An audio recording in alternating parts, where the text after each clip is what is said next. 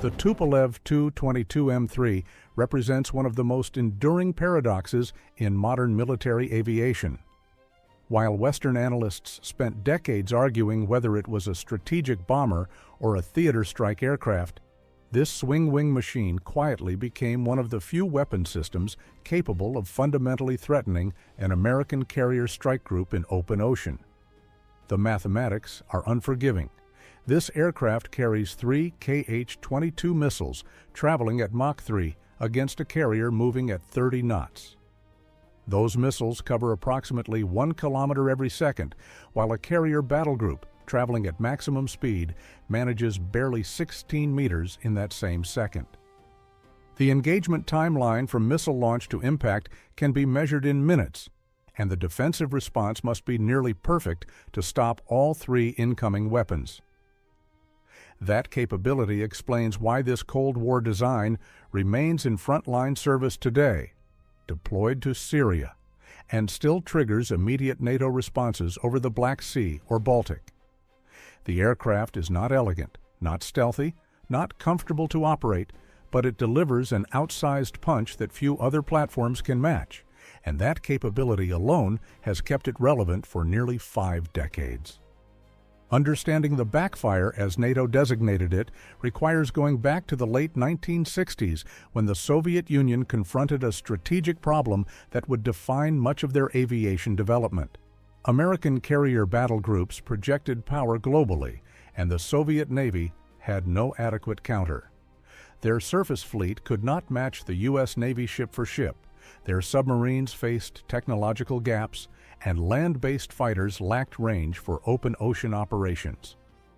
The solution was characteristically Soviet: build a long-range supersonic bomber carrying massive anti-ship missiles that could strike beyond carrier fighter range.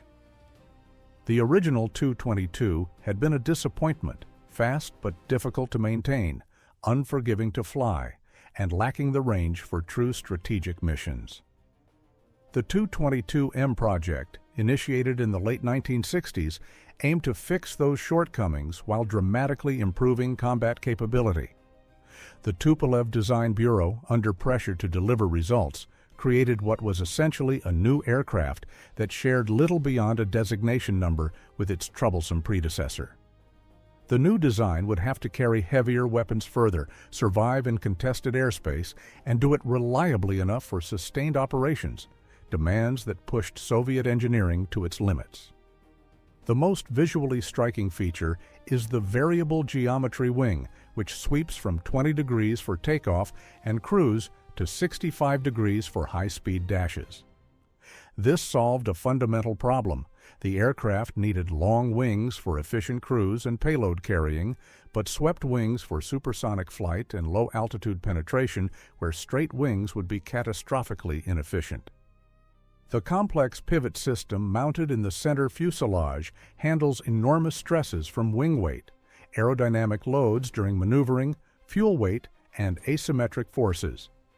Each wing weighs several tons and must pivot smoothly and symmetrically through 45 degrees of sweep, while the aircraft is potentially maneuvering or encountering turbulence.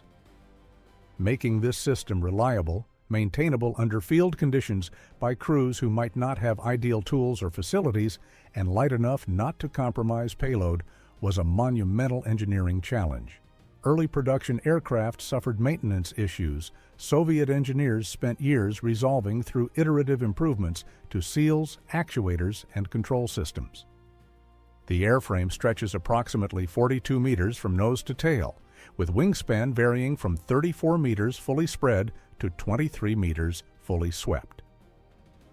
To visualize the scale, the wingspan at full extension roughly equals the length of a basketball court. Built primarily from aluminum alloys with steel in high-stress areas and titanium in high-temperature sections exposed to engine exhaust and aerodynamic heating, the structure represents a careful balance between strength and weight. Empty weight reaches 58,000 kilograms, while maximum takeoff weight exceeds 124,000 kilograms when fully loaded with fuel and weapons.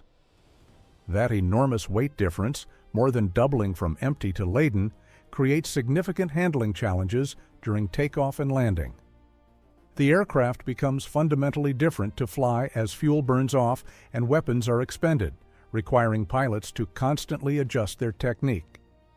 The fuselage holds up to 54,000 kilograms of fuel internally distributed across multiple tanks, providing impressive range, but also creating maintenance headaches, as fuel system leaks were persistent problems in early variants, with seals and fittings degrading under the thermal cycling of supersonic flight. Propulsion comes from two Kuznetsov NK-25 turbofan engines, each producing approximately 25,000 kilograms of thrust with afterburner engaged. These engines represented a significant technological leap over the turbojet engines of the original Tu-22, offering dramatically better fuel efficiency and more usable thrust across the flight envelope. The engines mount in nacelles buried in the aft fuselage beneath the tail section, fed by wing root intakes carefully positioned to minimize airflow disruption across the speed range. This placement offers advantages in terms of aerodynamic cleanliness and reduced radar cross-section compared to potted engines mounted on pylons, but it creates substantial maintenance challenges as accessing the engines for inspection or repair requires extensive disassembly of surrounding structure. Ground crews essentially have to take apart significant portions of the aft fuselage to reach critical engine components. The variable geometry intakes represent sophisticated engineering, automatically adjusting their shape and throat area to optimize airflow from supersonic flight, where they must handle shock waves and enormous air volumes, down to low-speed operations during takeoff and landing, where airflow requirements are completely different. At maximum thrust with afterburners engaged, the engines consume roughly 14 tons of fuel per hour, which puts the fuel consumption in perspective. The entire internal fuel load would be exhausted in less than 4 hours of maximum thrust operation. In practice, combat radius is extremely sensitive to mission profile. High-altitude subsonic cruise enables thousands of kilometers range, while a low-altitude supersonic dash to the target burns through fuel reserves frighteningly fast, potentially reducing combat radius by half or more. If deep dives into the strategic and technical decisions behind modern military aircraft interest you, subscribe. There are plenty more bombers, fighters, and reconnaissance platforms worth examining closely. And understanding how design decisions cascade through operational capability is key to making sense of why these machines look and perform the way they do. Flight control systems are hydromechanical, transmitting pilot inputs through hydraulics and mechanical linkages rather than fly-by-wire electronics. While archaic by modern standards where computers mediate every control input, this approach offers genuine resistance to electromagnetic interference and battle damage. Severed hydraulic lines can often be isolated and redundant systems engaged, whereas damaged electronics simply fail completely. The disadvantage is weight and complexity, with all those hydraulic lines, pumps, accumulators, and mechanical linkages adding substantial mass that could otherwise be payload or fuel. The control feel is less refined than modern fly-by-wire systems that can be programmed to feel however designers want. Pilots report the aircraft is stable and predictable in most flight regimes, but it demands respect and constant attention. The swing-wing configuration means flight characteristics change dramatically as wing sweep changes. With wings fully forward, the aircraft feels like a large, stable cruiser. Sweep the wings back for high-speed flight, and it becomes much more responsive, more sensitive to control inputs, and less forgiving of mistakes. Landing approach requires particular attention because the aircraft is relatively heavy for its wing area, resulting in landing speeds of approximately 240 to 260 kilometers per hour depending on remaining fuel and weapon load. That speed is manageable for experienced pilots on proper runways, but it leaves very little margin for error on shorter runways or in crosswind conditions where the aircraft can quickly get away from an inattentive crew. The cockpit accommodates 4 crew: pilot, co-pilot, navigator, and weapon systems operator, in a pressurized compartment that is cramped by Western standards. The K-36 ejection seats are among the world's best, capable of safe ejection at zero altitude and zero airspeed. Instrumentation is largely analog with traditional dials and gauges, though upgrades have retrofitted some aircraft with digital displays. The avionics suite centers on the PNA forward-looking navigation and attack radar, providing terrain-following capability, target acquisition, and navigation. Operating in multiple modes, the radar enables automatic low-altitude flight following terrain contours at clearance heights as low as 200 meters, allowing penetration below enemy radar coverage. The radar calculates weapon release points based on target location, aircraft speed, altitude, and weapon ballistics. The electronic warfare suite includes radar warning receivers, chaff and flare dispensers, and active jamming equipment. The weapons payload truly justifies this aircraft's existence.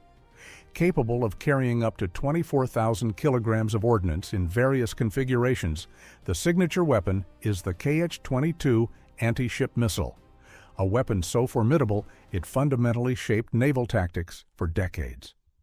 Each missile weighs nearly 6,000 kilograms, stretches almost 12 meters in length, and carries either a 1,000-kilogram conventional warhead or a nuclear warhead with yield estimated at several hundred kilotons. The missile's flight profile makes it exceptionally difficult to counter. It cruises at Mach 1.5 to 2 at high altitude, where it can be detected but is difficult to intercept. Then performs a powered dive toward the target, accelerating to speeds approaching Mach 4 in the terminal phase. At that speed and trajectory, defensive systems have only seconds to detect, track, calculate an intercept solution, and launch interceptors. 3 of these missiles can be carried simultaneously, 1 semi-recessed in the internal bay, and 2 on external pylons under the fixed center wing section, giving a single Tu-22M3 theoretical capability to cripple or sink multiple major warships in one mission sortie. The later KH-32 missile, integrated in recent years, improves this already formidable formula with better guidance systems that are harder to jam, improved electronic countermeasures to defeat defensive systems, and a more efficient propulsion system extending effective range beyond 300 kilometers. For land attack missions against fixed targets, the aircraft can carry a wide variety of conventional bombs, including gravity bombs ranging from 250 kilograms for tactical targets up to 3,000 kilograms for hardened installations, or precision-guided weapons like the KAB-500 laser-guided bomb that revolutionized the aircraft's effectiveness. The advent of precision-guided munitions dramatically enhanced capability against ground targets, transforming the Tu-22M3 from an area bomber requiring multiple sorties to a precision strike platform. Syrian operations provided extensive combat validation, with bombers employing both dumb bombs for area targets like suspected staging areas and precision-guided weapons for specific installations like command posts or ammunition depots. The internal weapons bay can also accommodate naval mines for anti-shipping operations in confined waters like straits or harbor approaches, a mission profile that played significant roles in Soviet naval war planning during the Cold War. Though genuinely multi-role in capability, the primary purpose has always been threatening surface naval forces, particularly American carrier battle groups that represented the most significant maritime threat to Soviet territorial integrity. Maximum speed at altitude reaches approximately 2,000 kilometers per hour, roughly Mach 1.8 at typical cruise altitudes around 10,000 meters. Respectable but not exceptional by the standards of dedicated interceptors or reconnaissance aircraft. The MiG-31 can fly substantially faster, and even some modern fighters in clean configuration can match or exceed this speed. What makes the Tu-22M3 genuinely dangerous is not any single performance parameter, but rather the combination of speed, range, payload capacity, and weapon sophistication. Combat radius runs approximately 2,400 to 2,700 kilometers with a typical weapons load, and this figure can be extended significantly with in-flight refueling, though Russian tanker availability has often limited this option in practice. To understand what that combat radius means operationally, consider that it encompasses most of the North Atlantic from bases in northwestern Russia near Murmansk, the entire Mediterranean from bases on the Black Sea, and substantial portions of the Pacific from bases in the Russian Far East near Vladivostok. A bomber launching from Crimea can strike targets throughout southeastern Europe, the eastern Mediterranean, or deep into the Middle East. The service ceiling of approximately 13,000 to 14,000 meters provides some protection from lower altitude air defense systems and allows the aircraft to optimize fuel consumption during cruise flight, though it remains vulnerable to modern fighter interceptors and long-range surface-to-air missiles at those altitudes. Soviet and Russian pilots describe the aircraft as demanding but effective, requiring attention and professionalism, but rewarding competent crews with genuine combat capability. Mission endurance means 6 to 8 hours strapped in, creating fatigue issues. Cockpit noise is significant despite insulation. Maintenance requirements are substantial. The swing wing mechanism requires careful inspection and lubrication. Engines need regular servicing, and avionics demand specialized expertise that was scarce during Russia's economically difficult 1990s and early 2000s. Aircraft availability rates have varied considerably over the decades. Knowing what you now know about its performance and operational challenges, do you think the swing wing configuration was worth the complexity it added? The Soviet Union could have built a simpler fixed-wing bomber with similar range, but lacking the high-speed, low-altitude penetration capability. Was that capability, with all its maintenance demands and operational constraints, worth the trade-offs? Let me know your thoughts in the comments, because this question gets to the heart of aviation design philosophy. How much complexity are you willing to accept for incremental capability gains? Combat employment has been limited by the fortunate absence of major great power conflict, but the aircraft has seen action in several regional conflicts, providing valuable insight into capabilities and limitations. During the Soviet war in Afghanistan in the 1980s, Tu-22M aircraft were employed in conventional bombing roles, striking suspected Mujahideen positions, supply routes through mountain passes, and staging areas with gravity bombs. These missions demonstrated the aircraft's impressive range and payload capacity. It could reach targets throughout Afghanistan from bases in Soviet Central Asia, but also highlighted significant limitations. Flying at altitudes high enough to avoid shoulder-fired surface-to-air missiles like the American-supplied Stinger reduced bombing accuracy considerably, as gravity bombs released from high altitude are subject to wind drift and aiming errors. The lack of precision-guided weapons during much of the Afghan conflict meant large numbers of sorties were required to achieve desired effects against point targets. More operationally significant combat employment has occurred during the Syrian civil war, where Russian Tu-22M3 bombers have flown numerous missions since intervention began in 2015.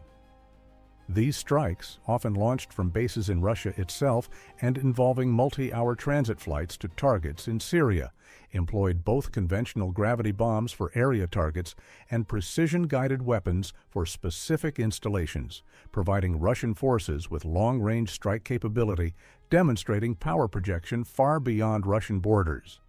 The Syrian deployments also served valuable purposes beyond immediate tactical effect.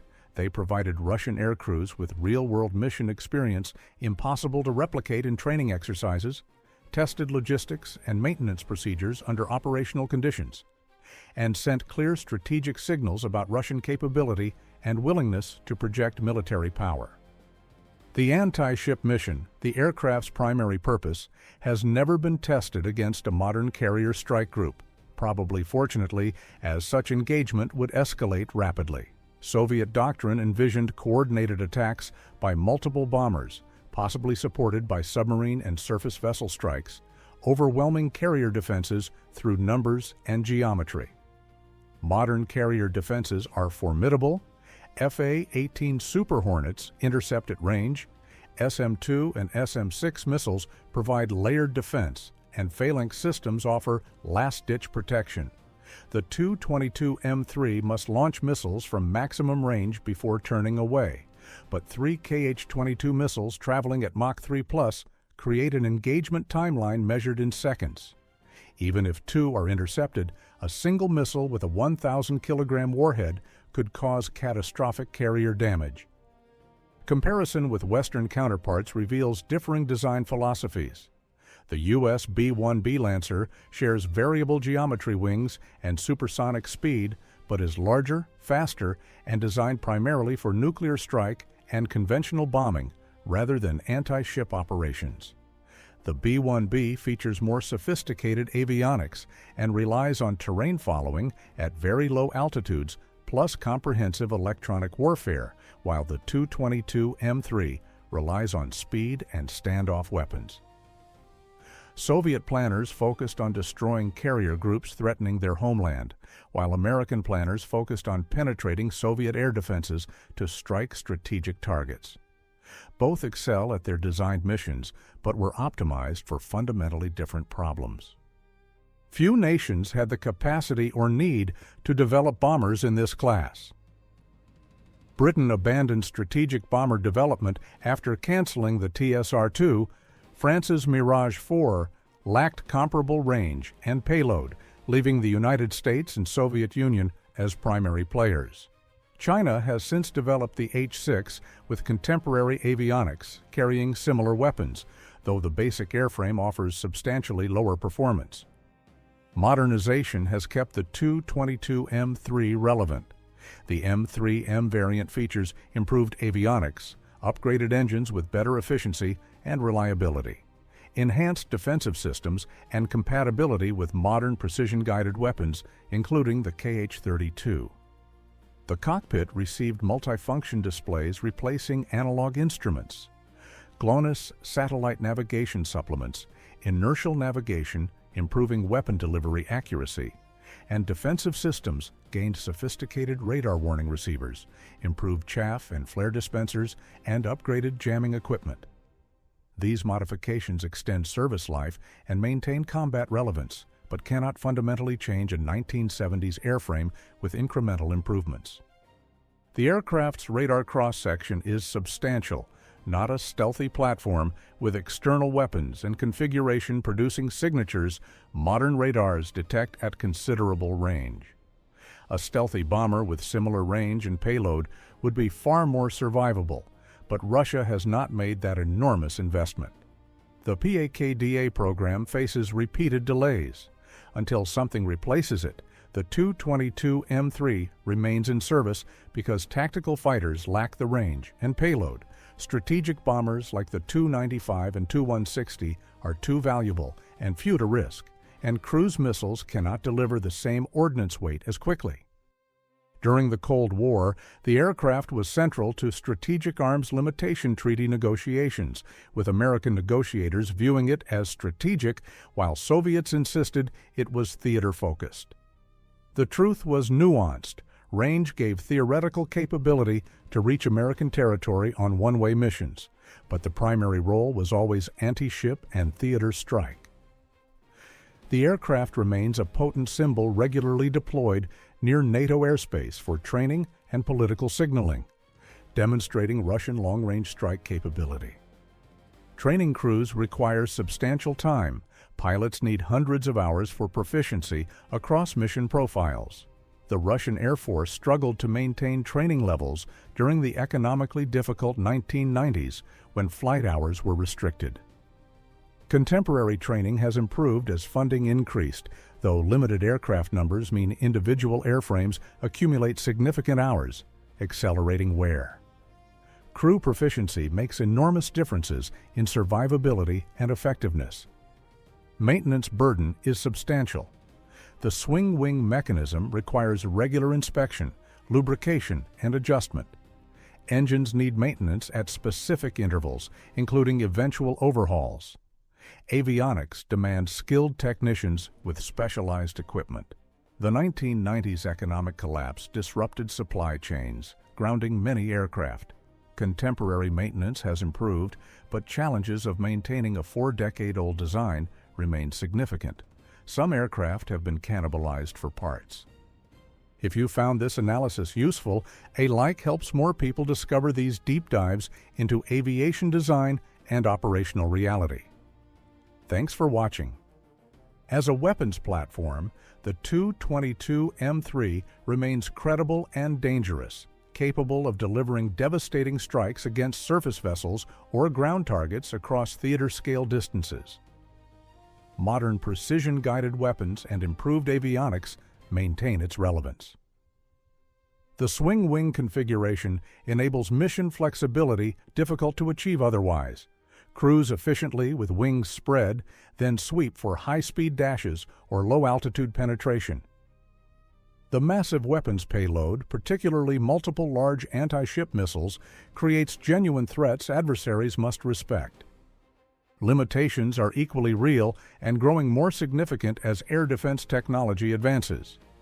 Lack of stealth means detection at considerable range, giving defending forces time to scramble interceptors. Dependence on standoff weapons is both strength and vulnerability. Mission success depends on missiles penetrating defenses, and missile defense technology has improved substantially. Airframe age means accumulated fatigue, limits safe flight time.